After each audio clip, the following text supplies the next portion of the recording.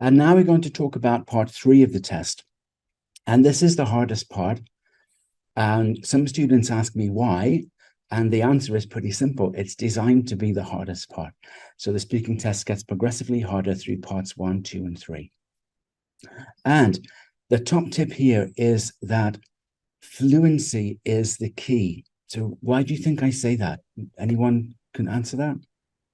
Excuse me, I thought grammar and vocabulary are the key, isn't it? Right. Okay. Well, obviously, grammar and vocabulary are very important. They're worth combined 50% of the score, 25% each.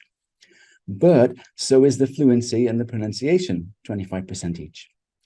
And there's a tendency for many candidates to concentrate very hard on trying to get all of the grammar and vocabulary correct.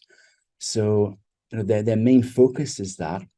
And therefore, because they are trying to make no mistakes at all in the grammar structure, it sounds very robotic. So they sound like a robot. And therefore, if you do that, then you're not getting the expression into your voice. So your pronunciation score is really falling because we're not stressing any words and we're not getting any intonation into the speech pattern. And you're not being particularly fluent. So while you may be gaining because you're making fewer errors with the grammar and vocab, we're certainly losing because the fluency score is affected and the pronunciation score also is going to be lower because of that.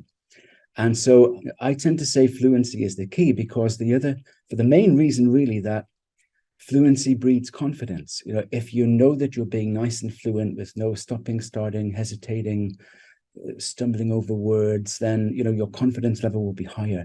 And if that is the case, then you will probably make fewer mistakes anyway.